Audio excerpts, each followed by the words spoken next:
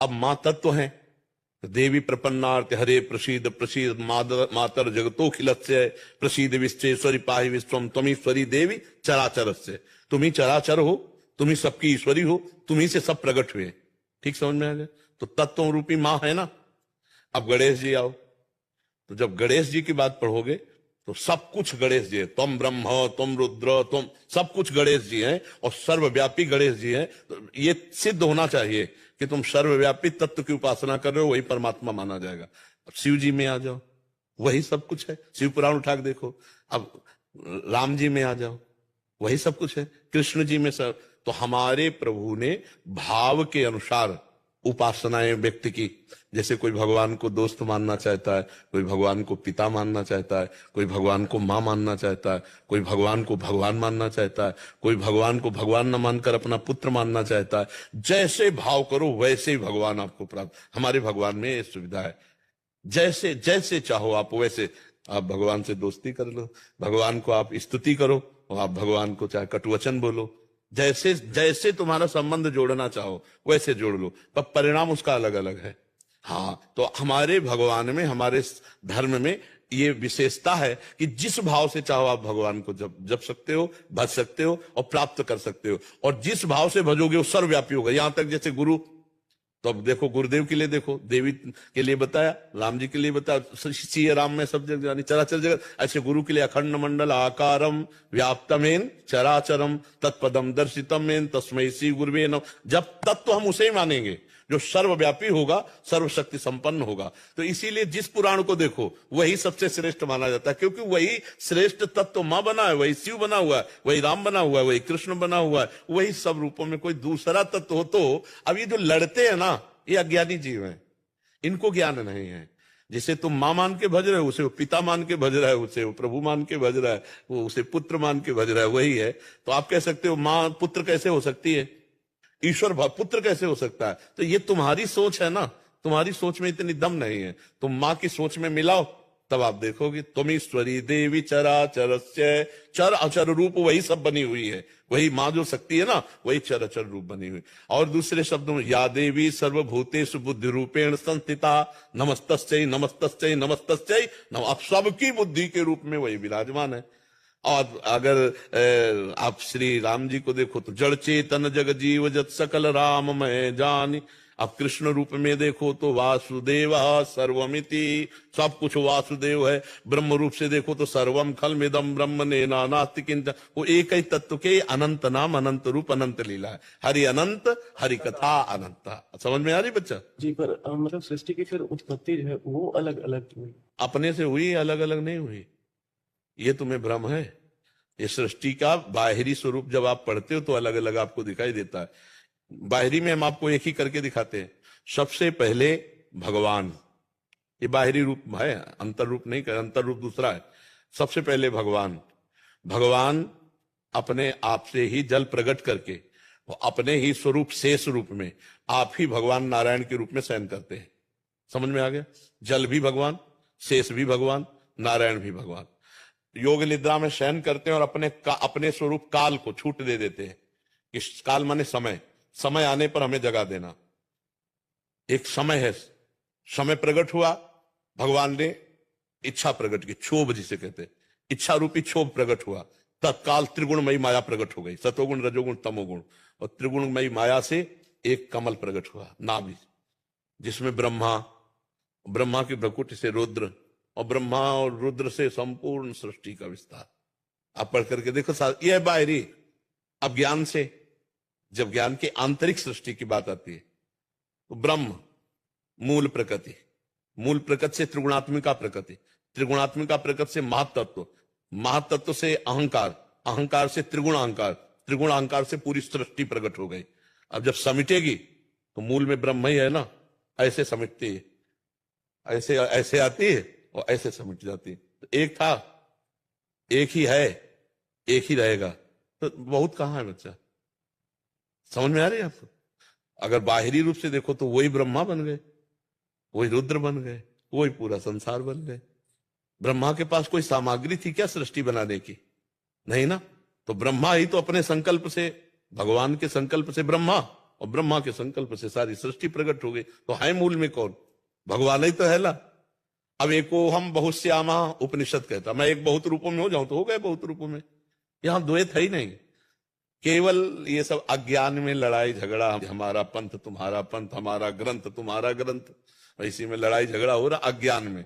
ज्ञान में बच्चा कुछ नहीं। ऐसा समझो जैसे एक पिता के 20 लड़के हों और बहुत बड़ा महल हो उसका, अब 20 भागों में कमरे विभाजित कर दिए, अपने अपने कमरे में सब ठसक लिए बैठे मेरा मेरा, और आंगन में जब आ जाओ तो सब एक का घर है कि नहीं है? एक का घर है ना। तो बस ऐसे छोटे छोटे धर्म के टुकड़े बना लिए गए। जब आप आकाश की तरफ देखो तो एक ही है, दूसरा कोई है नहीं। हमारे घर के आंगन में भी जो आकाश है वो एक, तुम्हारे घर के भी आंगन में आकाश, ऐसे परमात्मा एक है और ये बाहरी भेद है। बाहरी भेद अज्ञानी देखता है, आंतरिक कहीं भेद नहीं है। वही चींटी से लेकर ब्रह्मा तक, वही अणु से लेकर के महान तक वही विराजमान, दूसरा कोई नहीं है। आप समझ पा रहे बच्चा? लेकिन गुरुदेव आप डरा देते भी चीज में कि आप जल्दी शरीर को छोड़ दोगे तो नहीं, अभी इसका क्या है, इसका क्या है कि पता नहीं कौन सा दिन इसका आखिरी हो, डायलिसिस कौन डायलिसिस आखिरी हो, क्योंकि बहुत बुरी स्थिति शरीर की है।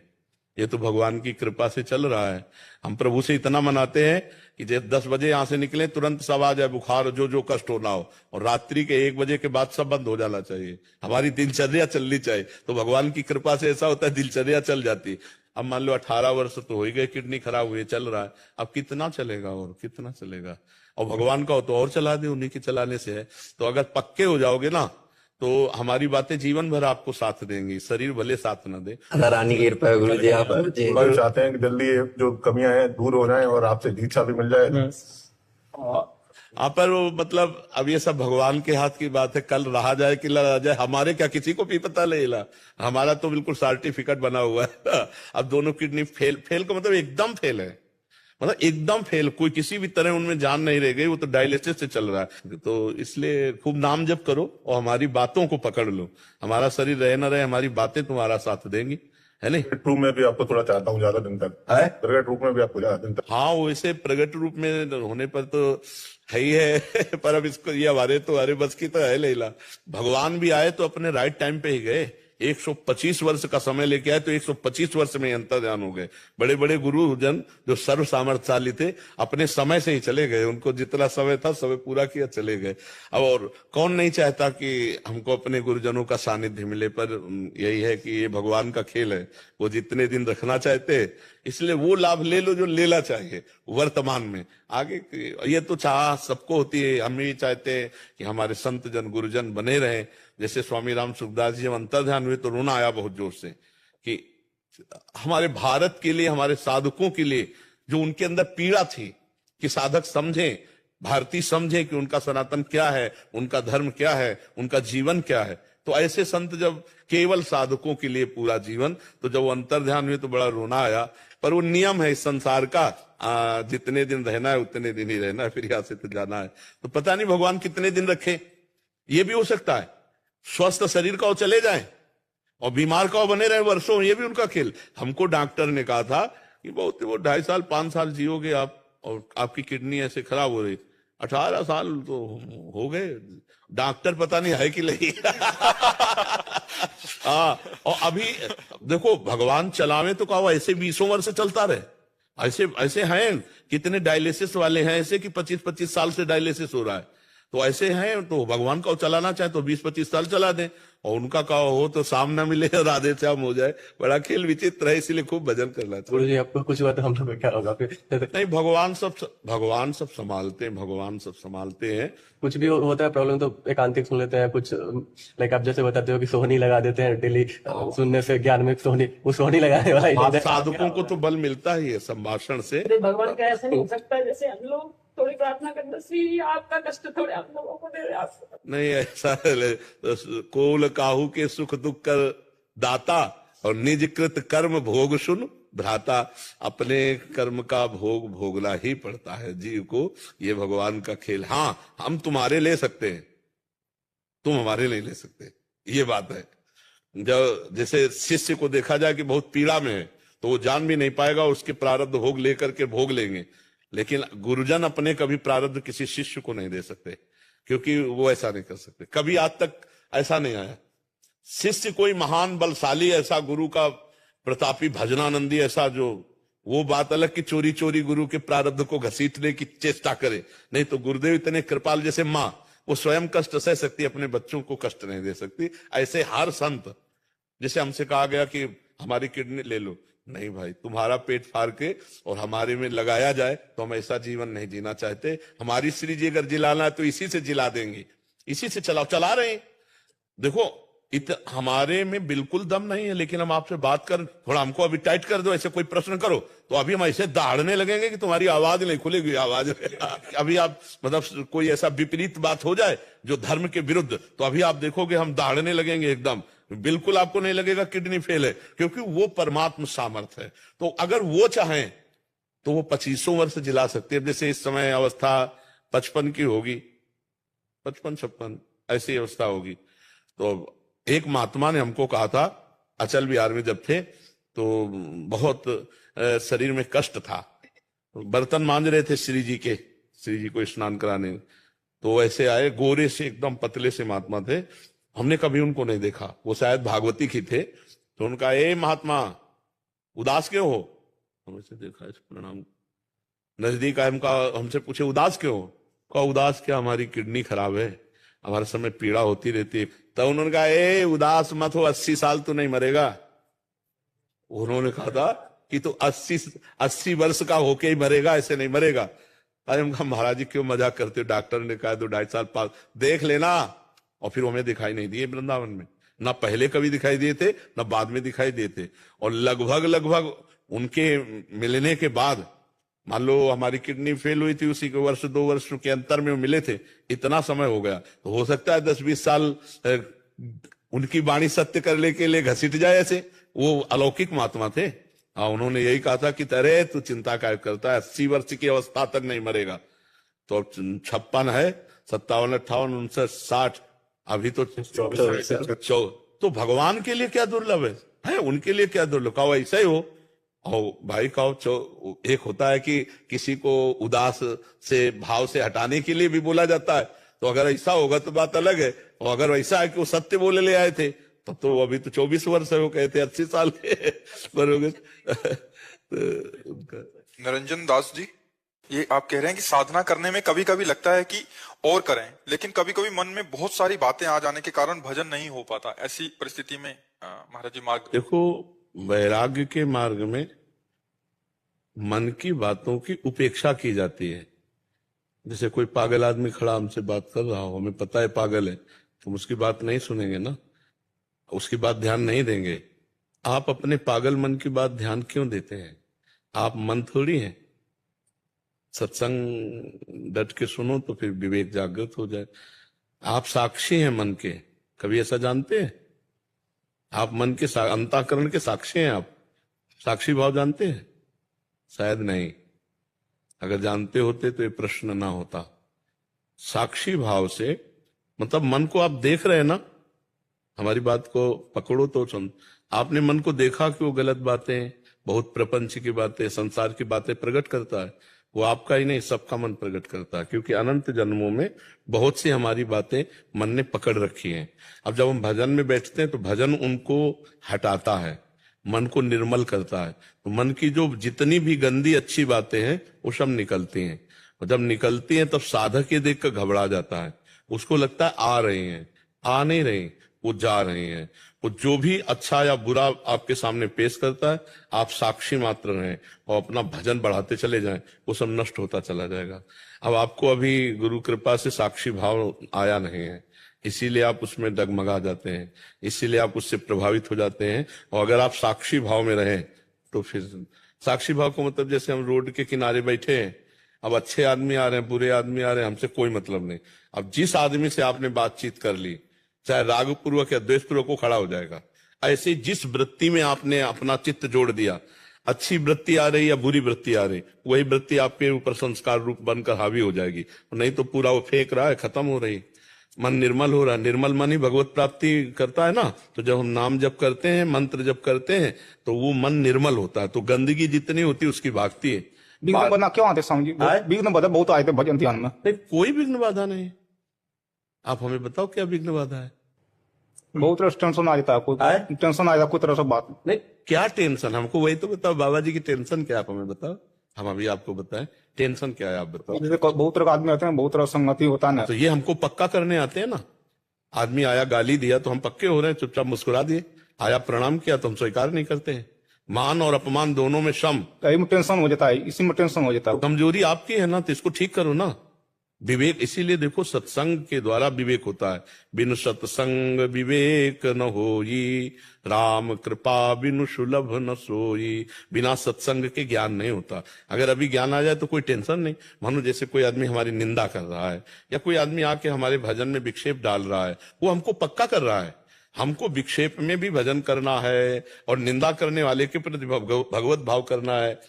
उमा संत कै इहै बड़ाई, मंद करत जो करे भलाई। यही संत की साधुता है। जो तुम्हारे साथ आकर बुरा व्यवहार करे, तुम उसके साथ अच्छा व्यवहार करो। आप अच्छे महात्मा हो, आप अपने को संभालिए। कोई हमारे भजन में बाधा नहीं कर सकता, क्योंकि हम ही बाधा स्वीकार करते हैं। हम बाधा ना स्वीकार करें तो कोई बाधा ही नहीं है। तो हमको हर विक्षेप पर विजय प्राप्त करनी है। हम बैठे हजारों लोग आकर बातें कर रहे हैं, तो हमको अपने स्वरूप में रहना है। हमको किसी बाजार में जाते हैं, इत्र लेना है तो इत्र की दुकान से मतलब, दुनिया बिक रही, हमसे क्या मतलब है। ऐसे ही हमारे सामने मन दुनिया की सामाने फेंक रहा है, दुनिया की बातें फेंक रहा है। ऐसे दुनिया के लोग आकर कोई मान, कोई अपमान, कोई निंदा, कोई स्तुति, कोई शोरगुल, हमें कोई विघ्न नहीं है। अपने अपने सब स्वभाव के अनुसार बरत रहे। आप समझ पा रहे हो कि नहीं समझ पा रहे? क्योंकि कहां भाग के जाओगे? जहां भाग के जाओगे विघ्न वहीं दिया जाएगा, क्योंकि बिना विघ्न के पक्के नहीं बनोगे। विघ्न आने पर ही साधु परिपक्व होता है। जितना साधु विघ्न सह जाएगा उतना ही पक्का होगा। औजार तभी पक्का काटने लायक बनता है जब पहले आग में और फिर हथौड़े से उसका मुंह पीटा जाता है। और इतने पे भी नहीं, फिर उसको रख के रगड़ा जाता है, तब धार बनती, फिर कहीं चला दो तो कट जाएगा। ऐसे ही हमारी बुद्धि माया को काटने के लिए पहले जलाई जाएगी, तपाई जाएगी, तब जाकर के बात समझ में आती है कि हाँ परमार्थ क्या है। तो इसलिए आप बहुत कमजोर हो चुके हो। आप कमजोर मत हो। ब्रह्मचर्य धारण करो, पवित्र आहार करो और लड़ना सीखो। किसी से मत कहो तुम भाग जाओ, नहीं, तुम ही अंदर हो जाओ, अंतर्मुखी हो जाओ। अभी अंदर होना नहीं सीखा। जैसे हम अंदर अंतर्मुख हो जाए तो आप बस इतना हमको सुनाई देगा जैसे चिड़ियां चहचहा रही, बस। ऐसा नहीं कि हमें सुनाई नहीं देगा, सुनाई देगा, पर ऐसे चिड़ियां चहचहा रही। आपकी बात का धीरे धीरे हम अपने अंतर्मुख में हो जाए तो आप लाख हल्ला मचाओ, ढोल बचाओ, हमें से कोई मतलब नहीं रहेगा। अब अभ्यास किया जाता है वैसे।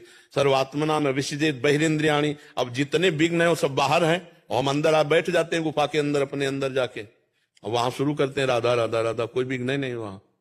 अच्छा, अब जब अंदर, अब इस समय की बात कर रहा हूं, अंदर आओ तो अंदर दुश्मन लगे हुए हैं, काम क्रोध लोभ मोह मद मत्सर, उनसे भी भिड़ो। ये बहुत बड़ा युद्ध है। बाहर और भीतर दोनों जगह से जो जीत जाता है वो त्रिभुवन विजेता महात्मा कहा जाता है। महात्मा, महान आत्मा, जो सब कुछ सह करके सबको प्राप्त कर दिया है। इसलिए आप हारो मत, डटे रहो। खूब मुझे आशीर्वाद दिया जाके ध्यान भजन में। हाँ बिल्कुल, खूब नाम जप करो। जो गुरु जी ने नाम मंत्र दिया ना, उस पे डट कर खूब नाम। और आहार विहार शुद्ध होना चाहिए।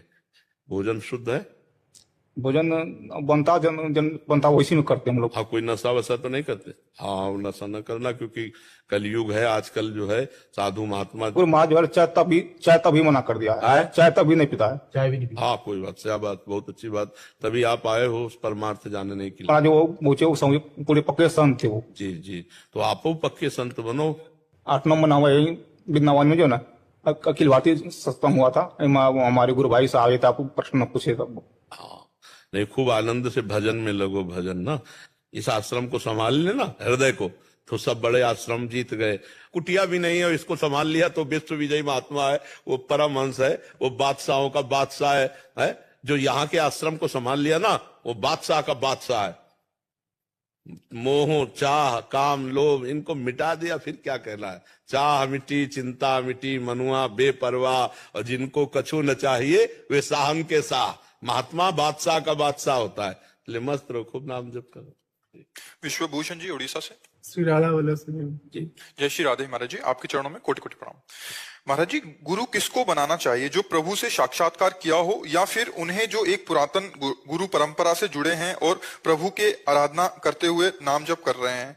अच्छा, पहली बात तो है कि गुरु भगवान को बनाना चाहिए, पहली बात।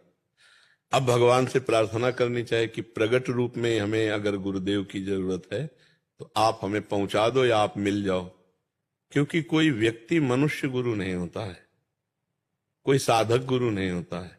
साधक और मनुष्य गुरु कृपा पात्र होते हैं, गुरु सिर्फ भगवान होते हैं। वही मनुष्य रूप धारण करके हमको उपदेश करते हैं। बंदो गुरुपद कंज कृपा सिंधु नर रूप हरि। नर रूप में कौन है? हरि। महामोह तम पुंज जासु वचन रवि कर निकर। अब हमारा मन बुद्धि प्राकृतिक, हम सिद्ध पुरुष को तो नहीं जान पाएंगे। अगर हम सिद्ध का अनुमान लगाएंगे तो ऐसा लगाएंगे कैसा वैभव है।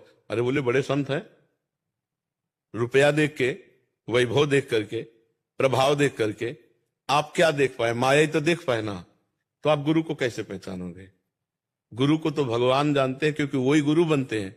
तो हमें चाहिए कि सर्वप्रथम भगवान की शरण में हो और भगवान से प्रार्थना करें कि हे भगवान, आप हमें सच्चे सदगुरुदेव के रूप में मिल जाओ। तो वो अपने सच्चे स्वरूप में पहुंचा देंगे, या उनको आपके पास या आपको उनके पास, जैसा हमने प्राप्त किया है। हमने भगवान से ही प्रार्थना किया था कि हम कहां ढूंढें, आप ही हमें सदगुरुदेव से मिलाओ। तो कंचन, कामिनी, कीर्ति तीनों विजय प्राप्त किए हुए महापुरुष भगवान ने मिला दिए। तो गुरुदेव की प्राप्ति भगवान के द्वारा होती है और भगवान की प्राप्ति गुरुदेव के द्वारा होती है। समझ रहे? सबसे पहले भगवान श्री कृष्ण को गुरु बनावे, हरि को गुरु बनावे, वही बंदे कृष्णम जगत गुरु, फिर वो पहुंचा देंगे जहां पहुंचाना। मेरी सलाह, क्योंकि अपनी बुद्धि से हम दो चार बातें देख सकते हैं, गुरु जी की स्थिति क्या है तुम कैसे देख पाओगे? क्योंकि तुम्हारे पास स्थिति का ना तो ज्ञान है ना स्थिति है। और गुरु बनाया जाता है स्थिति प्रज्ञ महापुरुष को। अरे जो खुद नहीं पहुंचा वो हमें क्या पहुंचा देगा? जो खुद नहीं छूटा वो हमें क्या छुटा देगा? तो हमको मुक्त पुरुष चाहिए, सिद्ध पुरुष चाहिए। वो सिद्ध पुरुष और भगवान में कोई अंतर नहीं होता। तो हम पहले भगवान से बात करें, वो जानते हैं कौन सिद्ध पुरुष है, वो वहां पहुंचा देंगे। समझ गया? पहले भगवान को गुरु, वही गुरु भगवान है, वही भगवान गुरु है। गुरु गोविंद न भेद कराए, दोनों में अभेद है। तो भगवान से प्रार्थना करो, वो मिल जाएंगे गुरु रूप से। प्रमोद जी, राधा वल्लभ श्री गोविंद। राधे राधे महाराज जी, आपके चरणों में कोटि कोटि प्रणाम।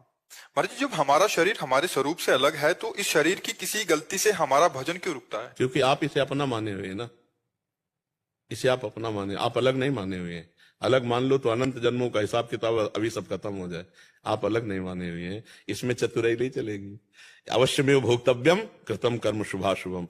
आप खा रहे हैं, पी रहे हैं, सोच जा रहे हैं, आप अच्छे बुरे कर्म कर रहे हैं, आप स्वाद ले रहे हैं, तो आपको नरक भी जाना पड़ेगा, आपको स्वर्ग भी जाना पड़ेगा, आपको दंड भी मिलेगा, आपको विक्षेप भी होगा, आपको विपत्तियां भी होंगी। आप इन्हीं से हट जाओ। जब हम जान गए कि हम शरीर नहीं, तो इसके प्रारब्ध को भोगने दो। नया कोई कर्म संकल्प पूर्वक करो मती, संकल्प पूर्वक कोई कर्म करो मती। जो कर्म हो रहा है वो भगवद अर्पित करते रहो, उसे मिथ्या समझो। दो में एक बात कर लो, गुणानुगुण वर्तनते, या तो गुणों के अनुसार हो रहा है या तो भगवान को समर्पित, अभी मुक्त हो जाओ। लेकिन बहुत कठिन है, कह देना कठिन है कि हम शरीर नहीं है, लेकिन पूरा का पूरा काम हम शरीर हैं, यही आता है। जब हम छोटी सी बात करें, प्यास लगती तो हम ये कहते हैं क्या शरीर को प्यास लगी? उस समय कहाँ गया था ज्ञान के शरीर मैं नहीं हूं? उस समय कहाँ गया था? ये भूख लगी यार, भोजन पवा दो। आप उसमें इतना तन्मय हो, और जब ज्ञान की बात आएगी तो कहोगे हम शरीर नहीं है। तो इतने से माया पर विजय प्राप्त तो नहीं होगी। शरीर को अलग, हर समय खाते पीते उठते बैठते सोते जागते समय, हर समय अलग अलग है, तो अलग देखो। जब अलग देखोगे तो उसकी पहचान क्या है कि आप शरीर को अलग देख रहे हैं? आप इच्छा रहित हो जाएंगे, आप इच्छा रहित हो जाएंगे। आप मान लो इनके लिए क्या इच्छा करते हैं? इनके लिए कोई इच्छा नहीं करते आप, क्योंकि इनको जानते ही नहीं है। तो आप उस शरीर को जान गए हो कि मेरा स्वरूप नहीं है, अलग है, मर जाने वाला, नाशवान। तो इसके लिए क्या इच्छा होगी आपके अंदर? कोई इच्छा नहीं होगी। इसका प्रारब्ध है रबड़ी खाने को मिल रहा है तो रबड़ी खा लिया, इसका प्रारब्ध थप्पड़ चल रहे तो उसको शरीर सह रहा है। जैसे शरीर मैं नहीं हूं, इसकी सिद्ध स्थिति जड़ भरत जी में थी। तो एक दस्यु जो है, दस्युओं का सरदार, चोरों का, उसने एक भद्रकाली से कामना की थी कि यदि हमारे संतान हो गई तो हम तुम्हें नर बलि चढ़ाएंगे। वो तो दुष्ट स्वभाव के ही थे। संयोग वसात संतान हो गई तो एक आदमी को पकड़ लाए, किसी को भी पकड़ लाए, और उसको अच्छे अच्छे पदार्थ खवाए जा रहे थे। तो एक ने कहा खा लो, अभी गला उतार। उसको ये पता नहीं था कि मुझे क्यों खवाया जा रहा है। अवसर मिला, वो भाग पड़ा, पकड़ में नहीं आया। और जो सैनिक जन थे उन्होंने सोचा कि अगर नर पशु नहीं मिला नर बलि देने के लिए तो हम लोगों में किसी की बलि दे देगा। तो ढूंढ रहे थे तो ये जड़ भरत जी मिल गए, अष्टपुष्ट भगवदाकार वृत्ति महात्मा। अब इनको पकड़ लाए, पूर्ण ज्ञान है, स्नान कराया गया, चंदन तिलक लगाया गया, खूब बढ़िया भोजन पवाए गए, पा रहे हैं। सामने तलवार पूजी गई, गर्दन झुका दी गई, झुका दिया। शरीर का प्रारब्ध है, चंदन लगाया जा रहा है, शरीर का प्रारब्ध है, भोग पाया, शरीर का प्रारब्ध है, तलवार से काट दिया जाएगा। यह है मैं शरीर नहीं हूं। देवी जी के सामने इतने बड़े महाभक्त की हत्या, तो देवी जी का शरीर फट गया, असहनीय हो गई। काली जी क्रोधित होकर प्रकट हो गए, वही तलवार लेकर अपने जितने पूजा करने वाले थे सबको काट के फेंक दिया। अब जड़ भरत जी ने देखा कोई रोकने वाला नहीं, तो ना तो काली जी को प्रणाम किया ना कुछ, चल दिया। ये स्थिति, तो ये कहना कि मैं शरीर नहीं हूं और ये सिद्ध हो जाना कि मैं शरीर नहीं हूं, बहुत बड़ा अंतर, बहुत बड़ा अंतर। जब शरीर में पीड़ा का अवसर आवे उस समय आपके अंदर हो कि मैं शरीर नहीं हूं, बहुत बड़ी बात है ना। तो इसलिए वास्तविक अंदर से बैठा हुआ मैं शरीर हूं, तो फिर उसका भोग भोगना पड़ेगा। जैसे एक बगीचे में, बहुत बड़ा बगीचा था एक विद्वान ब्राह्मण का, तो गाय ऐसे चरती हुई आ गई, तो उन्होंने खेल खेल में एक पत्थर का टुकड़ा उठाया और ऐसे गाय के मार दिया, वो सीधे मस्तक पे लगी, गाय मर गई। अब गौ हत्या प्रकट हुई, और वो बड़े विद्वान थे। गौ हत्या आई और कहा मुझे स्वीकार करो, मैं गौ हत्या हूं क्योंकि तुमने मारा। तो हाथ में देवराज इंद्र का वास है, तो उनका मैंने नहीं मारा, हाथों में देवराज इंद्र का वास है, इंद्र ने मारा, इंद्र के पास जाओ। तो इंद्र के पास गौ हत्या गई, तो इंद्र ने कहा हमने कब मारा? तो बोले ब्राह्मण कह रहा है कि हाथों में देवराज इंद्र का वास है, और हाथों ने मारा तो मतलब देवराज इंद्र ने मारा। देवराज इंद्र ने कहा कुछ मिनट रुको, अगर वो सच्चा ज्ञानी है तो हम स्वीकार कर लेंगे गौ हत्या। नजदीक गए एक अच्छे धनी मानी के रूप में, और पंडित जी, अरे वाह पंडित जी इतना सुंदर बगीचा किसने लगाया? बोले मैंने। अच्छा पंडित जी, ये बावड़ी और कुआं कितना सुंदर है, ये किसने? बोले मैंने। वाह पंडित जी, ये तो बहुत सुंदर बना है, पूरा का पूरा आपने किया है? बोले सब अपने हाथों से किया। बोले गौ हत्या? गौ हत्या देवराज इंद्र, गौ हत्या से कहा चढ़ इसके ऊपर। ये अज्ञानी केवल आरोप कर रहा है, बड़ा बुद्धिमान मत, चढ़ इसके ऊपर, गौ हत्या उसके ऊपर। तो कच्चा ज्ञान जो है वो कर्म बंधन और आवागमन चक्र से नहीं, सच्चा ज्ञान जो अनुभव वो आता है गुरु सेवा से, खूब भजन करने से, शास्त्र स्वाध्याय करने से, दैन्य और पवित्र आचरण करने से, तब सच्चा ज्ञान होता है। सच्चा ज्ञान ही तो माया मुक्त कर सकता है। नहीं, ज्ञान तो बहुत है लोगों को, रुपया कमाने का, नाना प्रकार की सामग्री इकट्ठा करने का बहुत ज्ञान है, लेकिन माया से मुक्त होने का ज्ञान तो किसी किसी को होगा, और वही ज्ञान वास्तविक ज्ञान है, नहीं तो सब अज्ञान ही है। नहीं महर्षि, यद्यपि भक्तों की आंतरिक स्थिति तो मतलब वो खुद जानते हैं, उनके प्रभु जानते हैं, बट जैसे अपना स्वरूप की स्थिति में आ जाना, ये बहुत बड़ी बात है महर्षि। हाँ बिल्कुल, मतलब ये तो कोई गिने चुने ही होंगे। हाँ हाँ बिल्कुल बिल्कुल। गोस्वामी तुलसीदास जी ने कहा है कि जैसे शरद ऋतु में वर्षा कहीं कहीं होती है, ऐसे ही भगवान के ज्ञानी भक्त या प्रेमी भक्त कहीं बिरले ही होते हैं। वृष्टि शारदी कहूं कहूं हो रही, जिम को पाव भगत एक मोरी। कोई बिरला कोई भक्त होता है सही माने में, पाखंड और दम्भ रहित, ऐसे बिरला कोई ज्ञानी है। पढ़ लिख के बोल देना मर्जी आसान लगता हाँ, है, प्रवचन करना भी आसान लगता है, बट इनकी स्थिति जो आंतरिक स्थिति है बहुत बड़ी लगती है। वो हाँ, तभी तो भगवान भी कह रहे हैं ना गीता में, सा महात्मा सुदुर्लभा, वासुदेवा सर्वमिति सा महात्मा सुदुर्लभा। जो भगवत स्वरूप को प्राप्त सर्वत्र भगवान का दर्शन करता है, ऐसा महात्मा तो बड़ा दुर्लभ है ही है। तो वो महात्मा गृहस्थ भी हो सकता है, वो विरक्त भी हो सकता है। महात्मा एक पदवी है, स्थिति है, वो कोई वेशभूषा से लेना देना नहीं है। अगर स्थिति महात्मा की महात्मा वाली नहीं है तो वो भेष में भी रहते हुए पाखंडी हो सकता है, दुष्ट हो सकता है, नीच हो सकता है। असली कोई भगवान की प्राप्ति वाला तो बिरला महात्मा होता है। नहीं तो नारी मुई घर संपत्ति नासी और मूड मुड़ाए भय सन्यासी। अब उनको भगवान से मतलब नहीं, भजन से मतलब नहीं है। भगवान की प्राप्ति करने वाला महात्मा, ये तो दुर्लभ बात हुई, जिसने अपने जीवन को किसी कष्ट से पीड़ित होकर नहीं, भगवान के लिए अपना जीवन भगवान को दे दिया। ऐसे कोई बिरले महात्मा। मर्जी असली को कैसे पहचाने? भगवान ही पहचानवा सकते, सोई जाने जे देव जनाई, नहीं तो जानना बड़ा कठिन है। देखो, कांच और हीरा कसौटी पे कसने पर पहचान हो सकती है, अन्यथा नहीं हो सकती। नहीं, कांच और हीरा एक जैसा लगेगा, लेकिन घन मारो तो कांच चकनाचूर हो जाएगा, और वो जो हीरा है कोई फर्क नहीं पड़ेगा। ऐसे ही मान अपमान में, दुख सुख में, लाभ हानि में जो चकनाचूर हो जाए, तो अब कच्चा है, अभी हीरा नहीं है, कांच है। और जो बड़े से बड़े दुखों में भी एक स्थिति में बना रहे भगवान के चिंतन में, वो हीरा है। और हीरे की पहचान जौहरी को होती है, जौहरी है भगवान। तो संत रूपी हीरे की पहचान तो जौहरी भगवान को होती है, वही जना दें तो जान जाओ, नहीं तो असली और नकली का एक ही जैसा रूप होगा। हीरा का असली और नकली का एक ही और हो सकता है असली से ज्यादा चमके नकली, ऐसा भी हो सकता है। पर असली की कीमत तो भगवान ही है। भगवान ही जानते हैं कि असली संत कौन है। असली संत वही है जिसका उद्देश्य केवल भगवान है। अब शरीर है तो खाएगा पिएगा कपड़ा पहनेगा कहीं रहेगा, पर उसकी तड़पन होती है कि मैं जिसके लिए घर त्यागा हूं वो भगवान मिल जाए। वो रात दिन भजन करेगा, प्रपंच की बातों में नहीं रहेगा।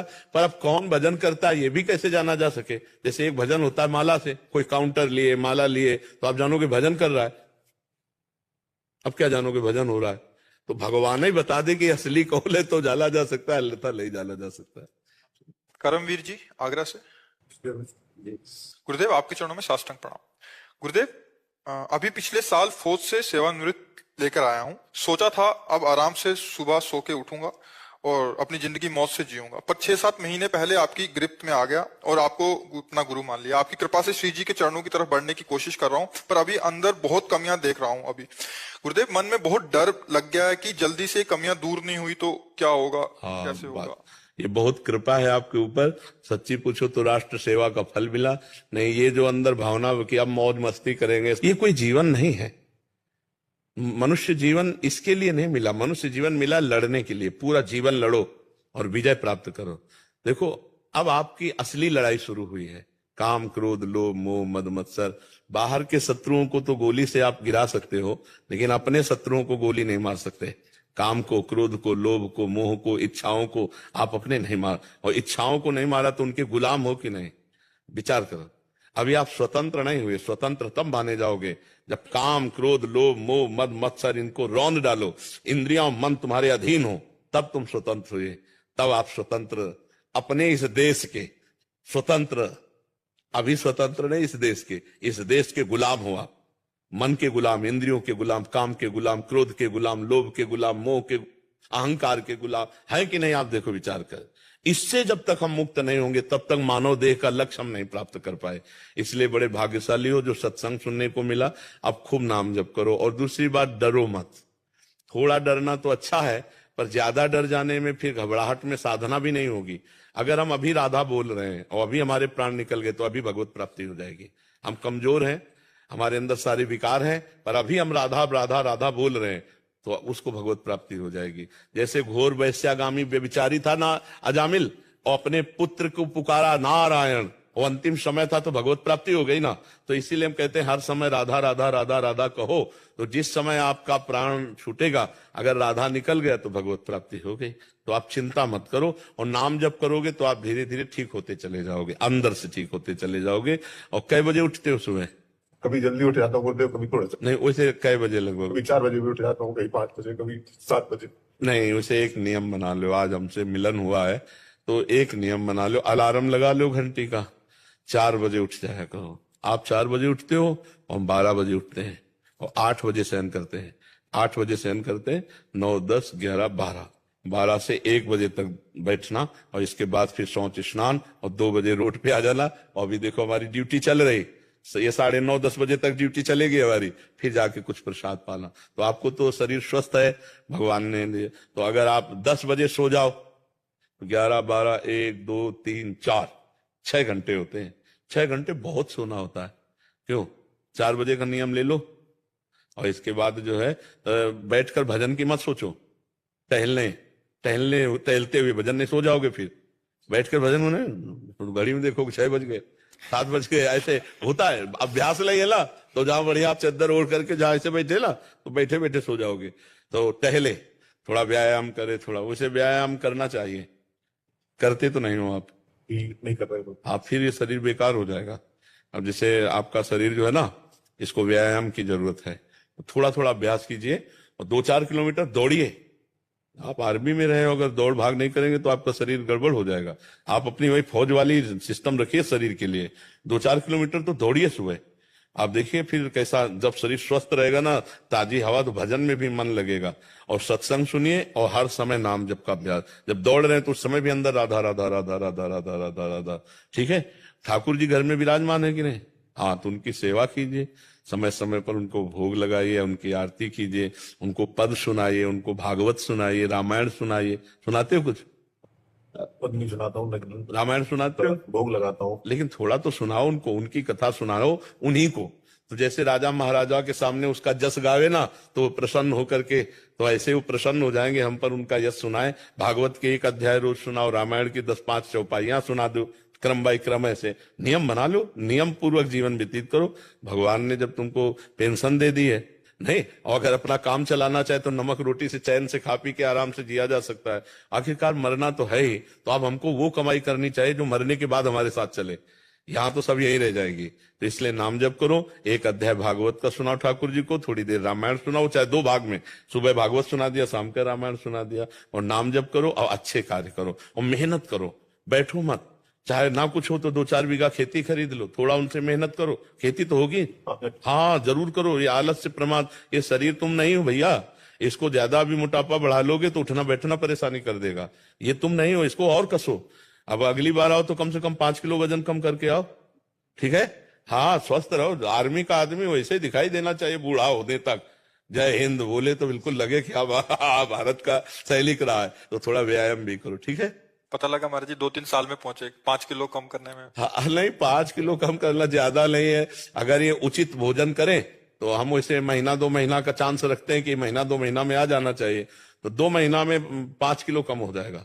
अगर ये कम भोजन करें और रोज 2-3 किलोमीटर दौड़ लगावें, तो चूंकि आर्मी के हैं ज्यादा फालतू है नहीं, 5 किलो बहुत फालतू होगा, हो जाएगा। तो हो जाता है। हम तो ऐसे कह दिया, धीरे धीरे कम कर लो, धीरे धीरे कम कर लो। ले, हाँ, ऐसे। चेतन शर्मा जी साउथ अफ्रीका से। महाराज जी, मैं साउथ अफ्रीका में एक कंपनी में अकाउंटेंट का कार्य कर रहा हूं।